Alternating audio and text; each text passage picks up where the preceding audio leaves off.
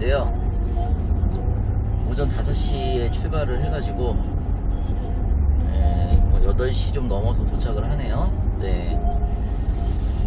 구례하동은 굉장히 멋있는 동네입니다. 멋있다라기보다는 굉장히 따뜻하고 아름다운 곳이죠. 이제 김동리 소설에 영마에도 나오지만은 특히 구례 같은 경우에는 산수유가 아름다운 도시, 그리고 지리산 쌍계사 가는 길이 있는 곳, 그 구례하동 모두 다 이제 지리산 자락에 끼고 있는 거기 때문에 그 옛날에 그 어떻게 보면은 가장 아름다운 자연을 간직하고 있던 곳입니다. 김동리의 영마에 보면은 그 주인공 성기가 나오는데, 주인공 성기가 지금으로 따지면은 개막장 드라마죠. 사람들 안 볼걸요? 그 뭐 주막에 이름도 기억 안 나네. 이제 옥인가 누군가가 들어왔는데 그게 이제 뭐 배다른 동생이었다, 뭐 이런 이제 그런 거여갖고 이제 뭐 좋아했다가 결국에는 천생을 거스를 수는 없잖아요. 근데 이제 김동리 영마에 보면 주인공 성기가 역마살이 끼어 있어요. 그래서 어디도 머물지 못하고 떠도는 마음이에요, 그게. 네, 그래서 역마살이 끼었다 이렇게 얘기를 하잖아요. 원래 살이라는 거는 좋은 의미로 쓰이는 거는 아닙니다. 살이 끼었다라는 거는. 그래서 이제 주인공 성기가 역마살이 끼어서 결국에는 자기 운명대로 간다라는 거거든요. 그러니까 소재 자체는 개판이에요. 뭐 여자를 좋아했는데 그 여자 자체가 저기 뭐 배다른 적이었고, 그 배다른 적이도 뭐 주막집에 하루 머물다가 뭐 그 늘탱이의 딸? 뭐 이런 거거든요. 맞죠? 예. 네. 하여튼 이런 게 많아요. 옛날에 그 뭐 동리라고 있잖아요. 그 허생원. 네, 뭐 그런 거, 그 소설도 그렇고, 여기도 이제 약간 비슷한 케이스인데, 그러니까 소재 자체는 개판인데 주제 자체는 그래도 의미 있습니다. 왜냐면 그 주인공 성기가 그 역마살이 낄까봐, 왜냐면 그 주막집에서 일하니까 그 성기 어머니가 아버지도 역마살이 껴서 여기저기 떠돌아다녔고, 그 어머니 때부터 그 주막을 하다 보니까 이제 주막집에 온 이제 남자와 아름다운 사랑을 하고, 아버지는 없고, 뭐 이런 걸 보면서 주인공 성기가 또 그 역마살이 끼지 않을까 전전긍긍 하면서 이제 키웠는데, 결국에는 성기도 그 어머니와 함께 살지 못하고 가정을 이루지 못하고 떠돌잖아요. 그래서 결국에는 그 누군가를 찾아가는 게 아니라 자기의 길을 찾아서 하동으로 떠납니다, 이게. 그래서 소재 자체는 막장이지만은 주제 자체는 운명에 순응하는 삶이거든요.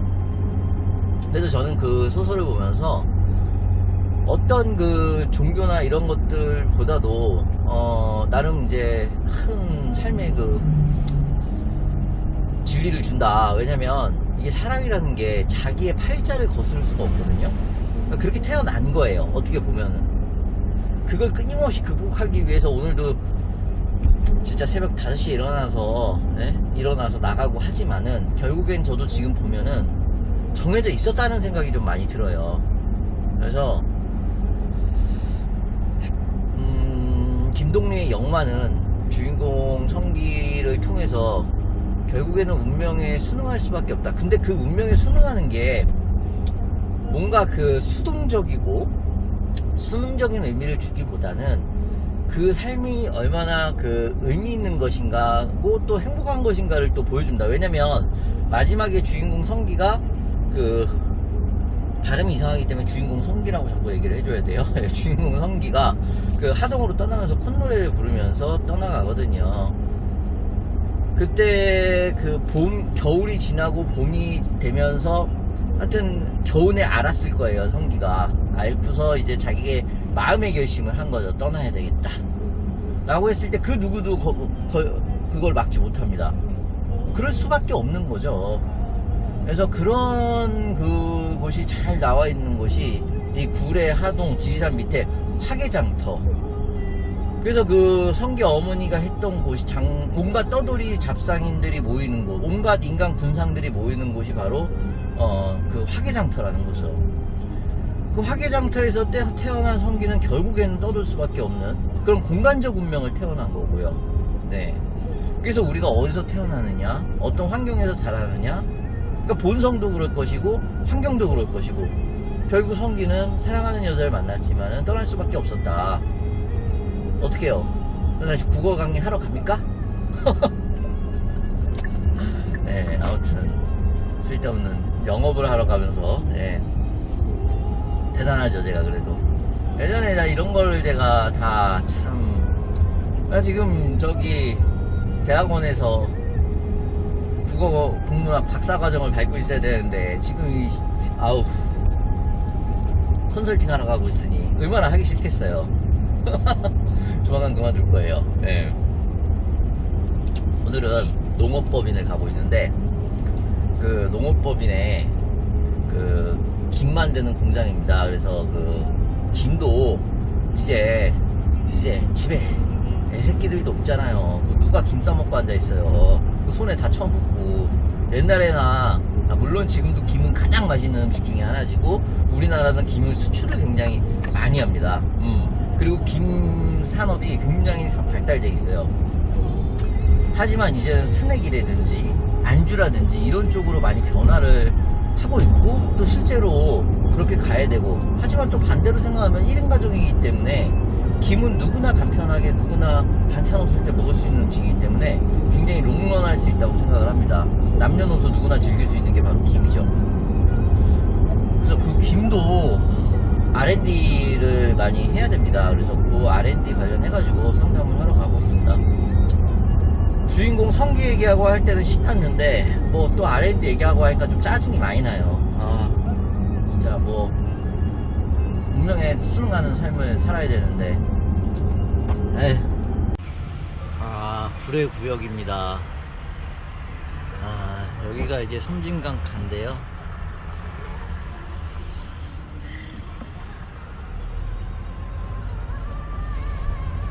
김용택 시인의 섬진강 시인이라는 김용택 시인이 있어요.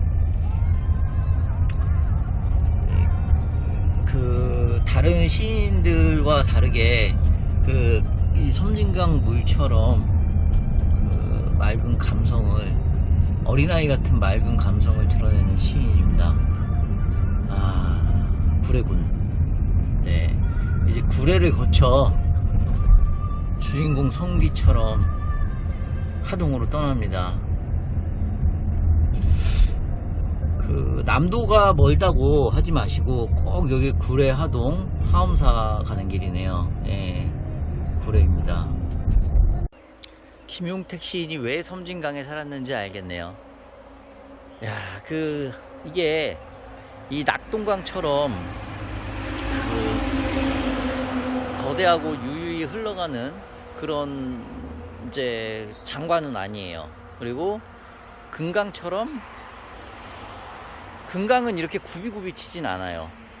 근데 이 섬진강은 어떤 느낌이냐면 이 산골 사이를 굽이굽이 흘러가는데 상당히 느릿느릿 흘러갑니다. 그래서 이 남도를 관통을 하고 있는 거거든요. 그리고 이 왼쪽 오른쪽에 산속 사이를 계곡처럼 흘러가는데 강이잖아요. 그러다 보니까 이 산과 산 사이에 흘러가는 이 강줄기가 자아내는 풍경이 가히 장관입니다. 여기 섬진강에 저렇게 캠핑하는 사람이 많은데 영업이나 다니고, 여기 낚싯대가 있는데, 낚싯대만 있네. 여기 어항도 있고, 낚싯대가 또 2대예요. 여기도 있잖아. 어떻게 브루스타도 있고. 아이씨, 짜증나네 진짜. 양복 입어야지. 양복 입고 일하러 가야지. 진짜 낚싯대 한번 그래도 펴볼까? 세트로 다 있어요. 진짜.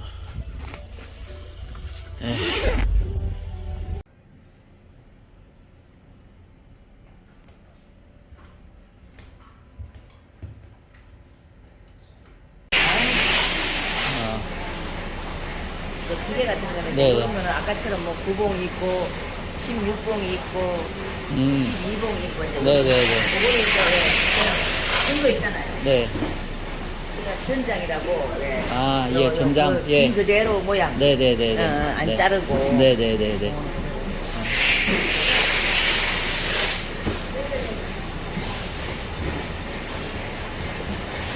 라인을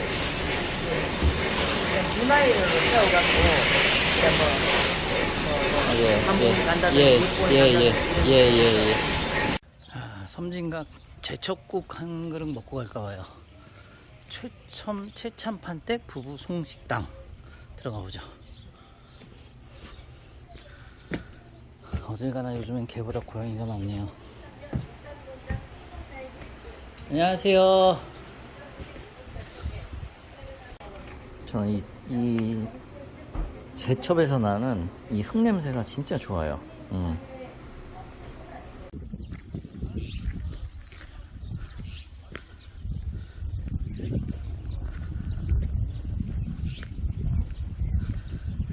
아, 여기 멋진 곳에 있네요.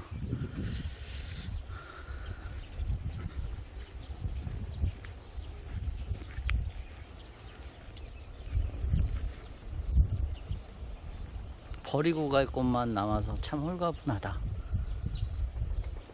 전 버릴 것도 없습니다.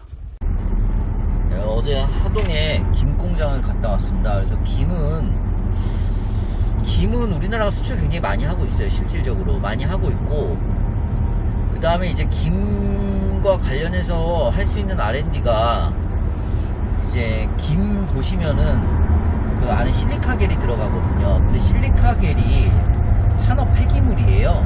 그래서 그거를 대체하는 문제가 있어야 되는데, 그 실리카겔이 이제 습기를 빨아들이거든요. 그러니까 뭐 종이로 대체를 한다든지 뭐 이렇게 할 수는 있는데, 종이는 또 습기를 빨아들이는 게 아니니까, 그러니까 종이로 했다가는 김이 또 눅눅해지고, 김은 이제 바삭해야 되잖아요. 그래서 이제 그런 문제들이 계속적으로 그러니까 김에 대한 R&D 부분에서 안에 있는 실리카겔에 대한 문제, 그 다음에 그 포장 용기에 대한 거, 어떻게 보면은 아래 그 김을 담는 용기도 있고, 그거를 이제 비닐로 싸잖아요. 그거에 대한 친환경적인 문제도 있는 R&D 과제도 할 수가 있는 거죠. 사실은 이제 김이 핵심인데, 그거를 이제 이게 10장짜리, 20장짜리, 10장, 20장 들어갈 거예요. 10장 들어갈 거예요. 조미김이. 그러면 그걸 갖다가 이제 포장을 하는 거에 있어서의 R&D를 또 기업이 수행할 수는 있는데,